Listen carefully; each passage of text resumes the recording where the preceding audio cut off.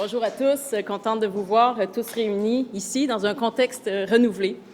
Vous dire que ça a été une belle grande journée pour moi, vraiment. Et je suis particulièrement fière de me retrouver ici même parce que je confie à certains d'entre vous ce matin que la première fois que j'ai passé la porte au bout du corridor, c'était en 1997. C'était le premier emploi de ma carrière. J'ai travaillé pour l'Assemblée nationale comme conseillère. Et mon bureau, en fait, était situé tout au bout du corridor, du côté gauche, deuxième porte. Alors pour moi, que de passer cette porte-là à nouveau ce matin, bien, ça avait une charge symbolique assez forte. Et je vous dirais que la première fois que je l'ai passée, cette porte-là, pour moi, j'entrais par la grande porte. J'entrais par la grande porte parce que j'allais travailler au service des Québécois. Et ce matin, à nouveau, je suis entrée par la grande porte, à titre de première ministre désignée. Et c'est le plus grand honneur qu'on m'ait fait.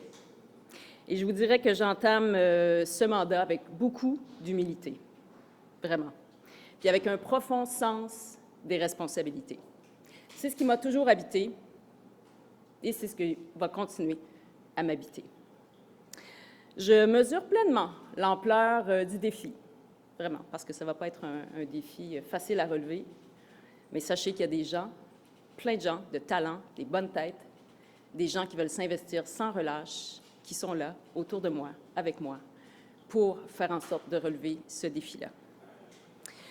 Je le sais qu'il y a des préoccupations qui sont importantes aux yeux des Québécois, et je veux m'adresser aux Québécois pour leur dire que je suis déjà à l'œuvre, pour faire en sorte de répondre à ces préoccupations des Québécois. Je ne suis pas encore assermentée, mais déjà j'ai eu un certain nombre de rencontres pour faire en sorte de donner suite à mes engagements dans le cadre de la campagne. Par exemple, il y a le coût de la vie qui pèse sur les familles québécoises. C'est sûr qu'on est dans un contexte où l'inflation se fait sentir depuis un certain temps déjà, depuis la pandémie. Ça continue, ça crée une pression financière à la fois sur notre économie, mais également sur les familles québécoises, et je veux faire en sorte de les aider. Et bien sûr, ce n'est pas un seul coup de baguette magique qui va régler l'affaire. Il va falloir une multitude d'actions, différentes initiatives, puis c'est l'ensemble de ces actions-là qui vont faire en sorte d'améliorer la situation des Québécois sur le plan financier, sur le plan des budgets familiaux. Alors, on va vouloir être à l'œuvre. Je veux donc donner suite à cet engagement d'améliorer la situation sur le plan financier des familles à travers, par exemple, une mesure pour réduire le coût du panier d'épicerie. Je m'y suis engagée et on va y donner suite très prochainement. Également au niveau du coût de l'habitation.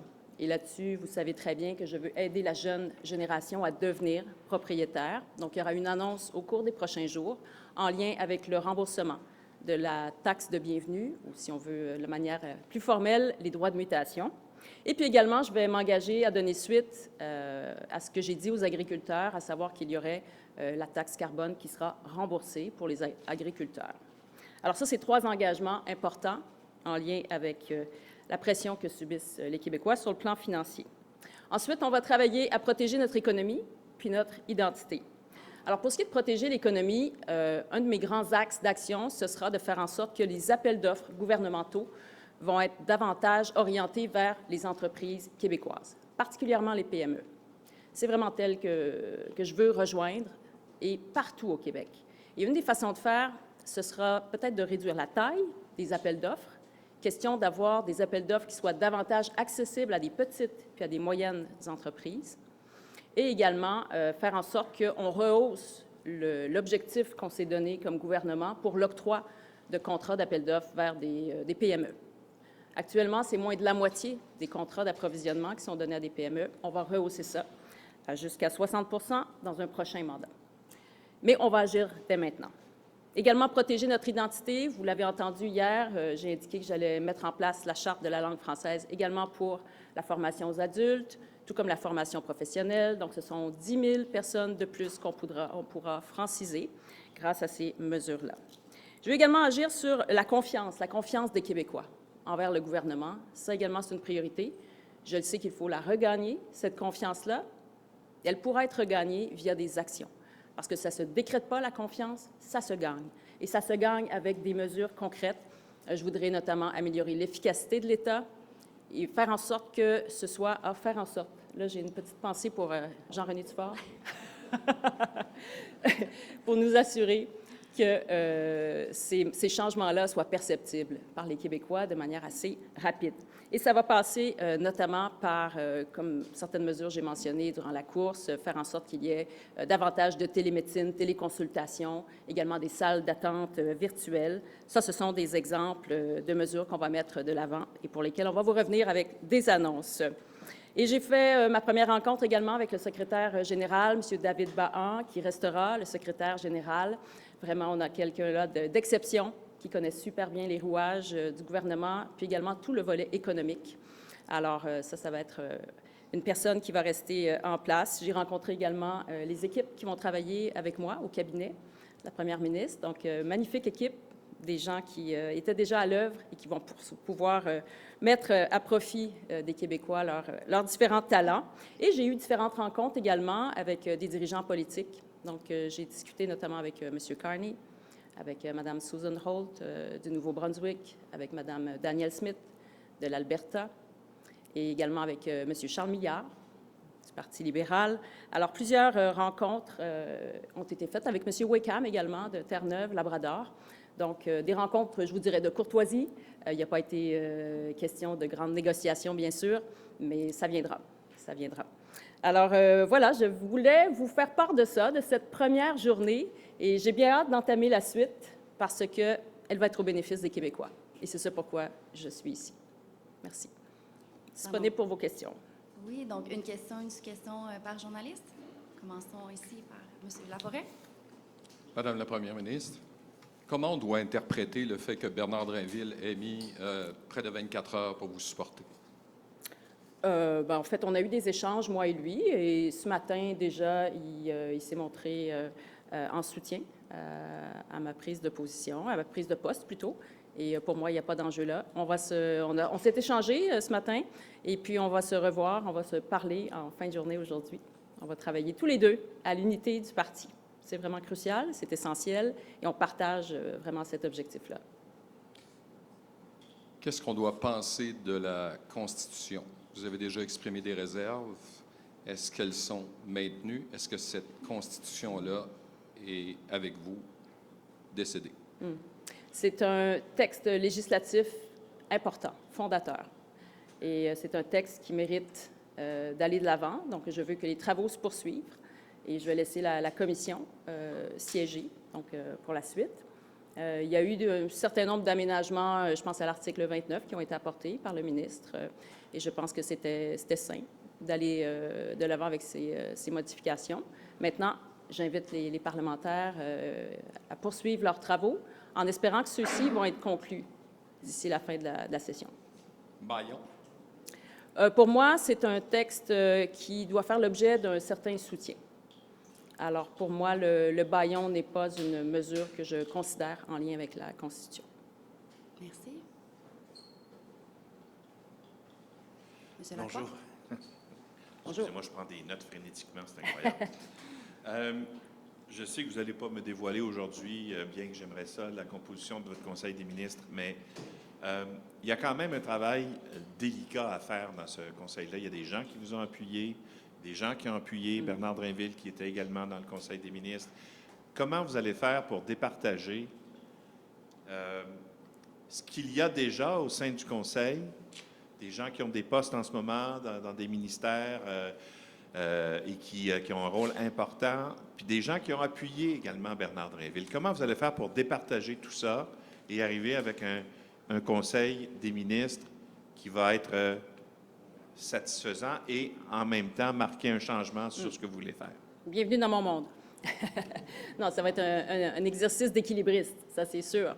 Parce qu'il y a beaucoup de considérations, quel que soit le contexte, je pense, dans lequel on se trouve. Lorsqu'il s'agit de composer un Conseil des ministres, c'est un exercice de haute voltige. Il faut prendre en considération les besoins des Québécois, la capacité du gouvernement de prendre action, les compétences des gens concernés, le changement qu'on veut incarner, la question de la parité. Moi, je voudrais être en zone paritaire, ça c'est certain. Et également la représentativité des différentes régions, Donc, c'est un exercice qui est difficile, complexe et qui sera d'impact et qu'on a entamé, je vous dirais. On n'a pas encore complété cet exercice-là. C'est sûr qu'il y a plusieurs versions qui vont exister. Malheureusement, on ne pourra pas intégrer tout le monde que l'on voudrait intégrer. Ça, c'est malheureux, mais c'est la réalité dans laquelle on se trouve. Alors, je n'ai pas encore de date pour vous, pour ce qui est de la composition de ce conseil. Lors du premier débat, M. Drainville avait fait la promesse que si lui était premier ministre, il limiterait son conseil des ministres à 20 ministres. Et il vous avait posé la question de savoir si vous feriez la même chose. Vous n'aviez pas tout à fait répondu, mais vous aviez dit que c'était quelque chose que vous pourriez envisager, si je me souviens bien là. Est-ce que c'est ce que vous allez faire? Est-ce que vous allez réduire la taille de votre conseil des ministres? Bien, j'ai indiqué que mon souhait était de réduire, mais pas à 20. Je ne me rendrai pas à 20. Mais j'ai le souhait de réduire un peu la taille du conseil des ministres. Je veux faire en sorte que l'on prenne la formule la plus, je vous dirais, efficace qui soit, tout en respectant aussi la capacité du gouvernement là, de livrer des résultats. Donc, ça va être dans mes objectifs. Merci. Merci. Madame la première ministre désignée, bonjour. Bonjour. Hier soir, le premier ministre démissionnaire, François Legault, a prié l'équipe gagnante, donc la vôtre, de tendre la main à l'équipe perdante et il a demandé à l'équipe perdante, donc celle de Bernard Drainville, d'accepter la main tendue de l'équipe gagnante. Avez-vous tendu la main à l'équipe de Bernard Drainville, selon vous, et est-ce que l'équipe de Bernard Drainville l'a accepté?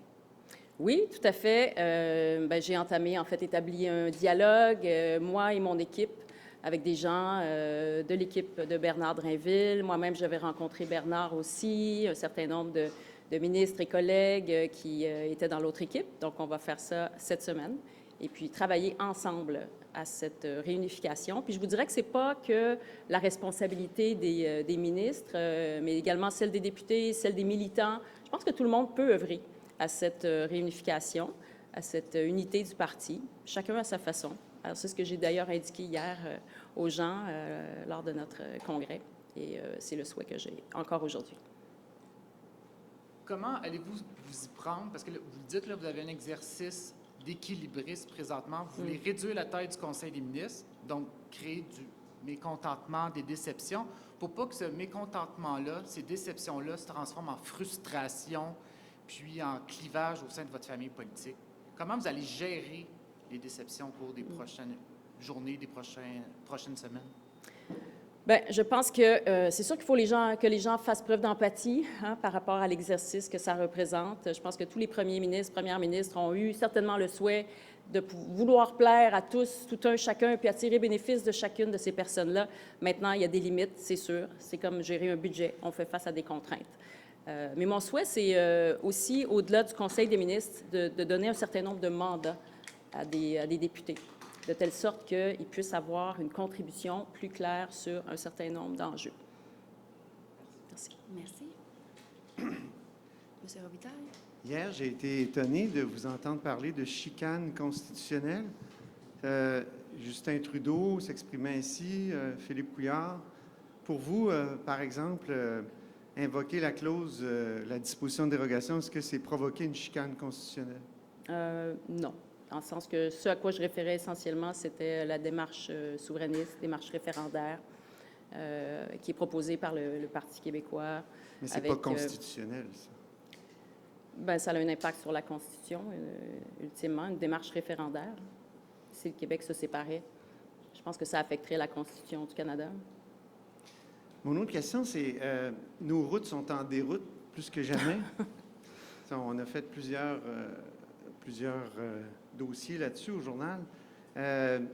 Vous avez proposé un payage sur le troisième lien, éventuellement avec le privé. Est-ce que ça pourrait être une façon de remettre à certains endroits notre réseau routier en bonne condition, le payage? C'est à évaluer. C'est à évaluer. Je ne ferme pas la porte d'emblée. Est-ce qu'il y aura des payages à la grandeur du Québec? Non.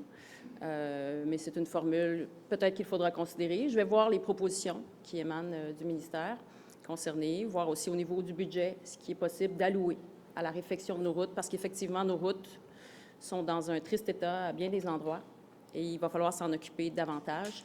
Il va falloir miser davantage, comme on l'a fait au dernier budget, sur l'entretien, le maintien de nos actifs, de nos infrastructures. Une quantité innombrable de nos infrastructures ont été bâties à la même époque et donc arrivent à l'âge des réfections nécessaires d'importance en même temps, à peu près. Alors, c'est très exigeant pour la gestion du budget. Donc, essayez de voir quelles sont les alternatives qu'on pourra considérer pour assurer un meilleur entretien. Merci. Pouvez-vous vous engager à ne Merci. pas, Merci. On va passer au prochain promettre journaliste. des bouts de route Prochain supplémentaires? journaliste, M. Desrosiers de Radio-Canada. Merci. Merci. Bonjour, Mme Fréchette. Bonjour. Paul Saint-Pierre Plamondon appelle les nationalistes déçus à passer au PQ. Est-ce que vous craignez que cet appel-là soit entendu par des partisans de Bernard Drainville et quel genre de pression ça peut mettre ça sur votre parti? Bien, notre parti, c'est le parti du nationalisme et de l'économie. On est le croisement de ces deux éléments-là, puis on est le seul parti à être au croisement de ces deux éléments-là, qui sont d'importance parce que ce sont ceux qui représentent le mieux les Québécois. À mon point de vue, les Québécois sont majoritairement nationalistes, sont très majoritairement en faveur du développement économique, et c'est ce que nous sommes. Le Parti québécois, de son côté, est souverainiste. Donc, nous, on est plus large que ça, on est nationaliste. Eux sont souverainistes. OK. J'ai une question sur le PEC. Vous avez promis de relancer le PEC. Vous n'en avez pas parlé aujourd'hui, à moins que je me trompe. Doit-on en conclure que ce n'est pas l'une de vos priorités? Non, non, c'est que je me suis en fait arrêtée aux actions qu'on va prendre vraiment à très brève échéance. Au niveau du PEC, il y a un certain nombre d'initiatives qui doivent être prises par le ministère dans un premier temps. Alors, ça va venir dans quelques jours. Merci. Oui, bonjour, Madame la Première ministre désignée. D'abord, vous avez parlé tantôt du projet de Constitution québécoise, mais vous n'avez pas parlé du porteur du projet de Constitution québécoise, Simon-Jolin Barrette. Est-ce qu'il va continuer son travail dans les fonctions qu'il occupe et avez-vous échangé avec lui? Alors, je ne vais pas composer le Conseil des ministres devant vous, bien sûr, donc je n'ai pas d'informations à vous donner sur qui occupera quel rôle, parce qu'on n'en est pas là encore, au sens où on est en train de travailler là-dessus, et je vais rencontrer M. Simon-Jolin Barrette demain. OK. Mais donc, pour ce qui est de l'identité du porteur du dossier, vous, en autant qu'il avance, c'est ça qui est important? Il va falloir qu'il avance. Qui sera le porteur? Je n'ai pas encore d'informations à vous confirmer là-dessus. Très bien. Maintenant, hier, l'actuelle ministre de la Santé disait qu'elle espérait conserver son poste. Elle a appuyé M. Drainville, vous le savez. Elle a dit que si d'aventure, là, elle ne devait pas retrouver le poste de ministre de la Santé, elle pourrait reconsidérer sa décision de se représenter aux élections. Est-ce que vous êtes sensible à ce genre d'argument-là, qui est invoqué par elle, mais qui pourrait être invoqué par vous? Bien, moi, je vais m'arrêter aux compétences des gens pour décider qui occupera quel rôle. Ça va être vraiment ça, ma grille d'analyse de départ, plutôt que ce qui s'est dit ou s'est pas dit. Donc, ça va être vraiment qui est le mieux placé pour servir les Québécois. Mais donc, indépendamment qu'une Merci. personne décide Merci, qu'une M. personne, est-ce que c'est une Chouinard. Nous allons condition maintenant essentielle passer au qu'une prochain personne journaliste, M. se Nicolas représente aux Lachance, prochaines du élections Journal de Non, Montréal. j'ai pour être déjà au Conseil indiqué. des ministres? J'ai déjà indiqué que non. Merci C'est pas une beaucoup. condition. Bonjour, ici. Oui, bonjour. Oui. Pardon. Bienvenue. Merci. Ce matin, Mme Gazal, la porte-parole de Québec solidaire, était heureuse que vous ayez été élu, disant qu'enfin, ça allait mettre un terme à la surenchère identitaire entre la CAQ et le Parti québécois. Êtes-vous d'accord avec elle et pourquoi? Bien, je ne parlerai pas de surenchère parce que les actions qu'on a prises devaient être prises et on va s'assurer de mettre en application ces orientations-là qui ont été marquantes pour notre gouvernement. Je vais continuer sur la question de mon collègue de Radio-Canada tout à l'heure. J'ai pas trop compris comment vous allez faire pour empêcher ceux qui sont déçus, donc les nationalistes déçus qui étaient dans le camp de Drainville, de fuir la CAQ. Qu'est-ce que vous allez leur proposer à ces gens-là? Notre gouvernement est nationaliste. On occupe les champs de compétences qui sont les nôtres. On s'assure du respect de ces champs de compétences-là. On a également agi sur la laïcité. On a agi, puis on va continuer d'agir, comme je vous le disais tout à l'heure, sur la langue française. Tout ça, ce sont des mesures nationalistes. Et on va continuer à être un gouvernement nationaliste. L'appel que fait le Parti québécois, tant qu'à moi, c'est un appel aux souverainistes. Ça, c'est différent. Merci beaucoup. Bonjour, bonjour Madame Bonjour. Fréchette. Bonjour. Vous avez dit tout à l'heure que vous avez pu échanger avec M. Drainville. Est-ce que vous lui avez fait des promesses et s'il réclame, par exemple, un ministère à vocation économique, dans le passé, on l'a entendu parler de son souhait d'occuper ce type de poste-là, allez-vous lui accorder? En fait, je n'ai pas eu ma rencontre encore avec M. Drainville. Ça va être plus tard en journée. Vous avez pu échanger avec lui au téléphone, c'est ce que je comprends? Bien, en fait, on a échangé, mais ce n'était pas suffisamment précis pour répondre à votre question. Donc, c'est plus dans le cadre des discussions à venir qu'on va échanger là-dessus. Alors, s'il réclame un ministère économique, est-ce que c'est quelque chose que vous allez considérer? Bien, je vais sonder ses intérêts. Ça, c'est quelque chose que je fais pour un grand nombre de personnes. Donc, M. Drainville, effectivement, ça va faire partie des enjeux, pas des enjeux, mais des thèmes de discussion. Merci. Confirmez, Merci. s'il vous plaît, mais confirmez-vous. On va passer au prochain journaliste. Merci. Merci. C'était une Sous-question, C'était parfait. la première question. Allons-y. Donc, est-ce que vous confirmez aussi que l'annonce sur le panier d'épicerie va être demain? Puis, pouvez-vous nous donner une idée un petit peu plus précise de quel type de produit vous voudriez détaxer? Je n'ai pas de confirmation là-dessus pour vous. Mais bientôt, ce sera pour bientôt. Merci. Bonjour, Mme Fréchette. Valérie Oui, Gaudreau, bonjour. Le Soleil. Bonjour. Bonjour. Est-ce qu'au moment où on se parle, c'est officiellement terminé pour le corridor central du 3e lien? Au moment où on se parle, non. Je suis première ministre désignée, donc je n'ai pas encore pris d'action. Il serait surprenant qu'il y ait un appel d'offres au marché international cette nuit, par exemple. Ah, pour le corridor central, ce serait étonnant, peut-être, oui. Donc, ça ne reviendra pas. Eh bien, pas sous ma gouverne, Oui. mais comme je vous dis, je ne suis pas encore assermentée. Vous avez choisi ce matin Trois-Rivières, vous êtes extrêmement attaché, c'est vos racines, votre famille, pour le bain de foule. Est-ce que vous serez candidate dans Sanguinet ou vous pourriez pencher vers la Mauricie? Non, non, c'est sûr. Mon enracinement au niveau du comté va rester Sanguinet, de qui je suis très proche également. Merci. Merci. Bonjour, Mme Fréchette. Vous avez parlé en début de conférence de presse de votre programme là, qui est assez chargé. Allez-vous gouverner à coup de décrets et d'annonces pour appliquer votre programme, ou bien allez-vous avoir besoin de l'Assemblée nationale pour faire adopter des projets de loi?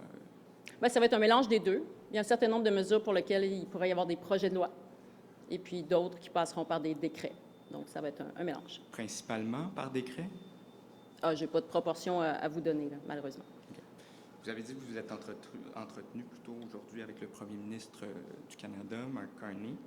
Il sait déjà que votre formation politique tire de l'arrière dans les sondages. Il sait également que vous avez attiré les votes de 9 000 membres de la CAQ, donc 9 000 Québécois. Avez-vous l'impression qu'il accordera tout le sérieux nécessaire à vos demandes? Qu'il accordera, pardon, j'ai tout pas... le sérieux nécessaire. Le sérieux nécessaire, tout à fait. Tout à fait. Vraiment, c'était une discussion, une première discussion entre moi et lui. On a évoqué un certain nombre de dossiers, la nécessité aussi de tenir une rencontre de travail. Alors, on vous tiendra informé lorsque la date de cette rencontre-là va être fixée. De quel dossier on parle? Ah, bien, j'en ai Oui, évoqué plusieurs. Notamment, c'est sûr que le développement économique est au cœur des enjeux à discuter avec le fédéral, parce que, bon, l'économie, bien sûr, est affectée par la guerre tarifaire, les changements à l'échelle internationale. Donc, on a besoin que le fédéral s'investisse dans les investissements, en fait, investisse au Québec, dans des secteurs stratégiques. Et j'ai en tête notamment la défense, bien sûr, mais pas que ça. Mais c'est un des secteurs pour lesquels il y a des milliards là, qui sont en jeu, qui seront dépensés, puis l'expertise est beaucoup ici au Québec. Alors, on a parlé de ça. Également, on a parlé de la nécessité d'aller de l'avant au niveau des renouvellements de permis de travail pour les travailleurs étrangers. Mais on l'a évoqué, on n'a pas plongé dans le sujet, bien sûr, surtout pour les PME Par rapport en au région. vote d'hier, est-ce que vous avez beaucoup. l'impression que vous avez eu un mandat fort des électeurs de la... Bien, j'ai le mandat pour occuper le poste que j'occupe. Merci. Bonjour, Madame Bonjour. Fréchette. On sait que le ministre des Finances a laissé à vous, à la prochaine première ministre, 250 millions annuellement. Est-ce que vous avez déjà choisi qu'est-ce que vous aimeriez faire avec ce 250 millions? La réflexion n'est pas encore terminée. Je n'ai pas encore rencontré le ministre des Finances. Ça viendra très bientôt. Donc ça va nous aider à aiguiller nos annonces et à faire en sorte de faire cadrer ça avec le budget. Puis, Puis, au sujet de votre Conseil des ministres, est-ce que vous allez restreindre les nominations aux élus qui ont annoncé leur intention de se représenter à nouveau aux élections de 2026? Ça va être pris en considération, mais ce ne sera pas une condition incontournable. Merci. Merci. Alors, nous allons maintenant passer en anglais. Ready? Good afternoon. Good afternoon. Congratulations. Thank you. When you launched your campaign in Trois-Rivières, I was present, and you said at the time you wanted to create a dialogue with the English-speaking community. Have you given any thought on how you're going to do that, and what is your plan in that way to mend fences with a community that's quite estranged from the CAQ government? Not yet, unfortunately. I will come to it, but not yet. And you mentioned that you met, you spoke, I guess what you said, a courtesy call with the various premiers. Did you have any indication of that Mr. Legault's project in Newfoundland and Labrador will survive the transition to your authority? Are they still wanting to talk about it? Because you know there's a big debate in Newfoundland and Labrador about this project. I know that the federal government would prefer that this agreement be signed between Quebec and Terre-Neuve, and therefore I think they can help us make sure that this agreement will be signed in the coming weeks or coming months, of course. So I felt an interest from Mr. Carney. Merci beaucoup. En fait, on a discuté de l'entente brièvement, là, comme je vous disais tout à l'heure. On a évoqué l'idée l'importance d'avoir un accord avec Terre-Neuve au sujet de la Churchill Falls et Gull Island. Et voilà, j'ai senti qu'il y avait une volonté de leur part d'aider à ce que ça puisse se signer prochainement.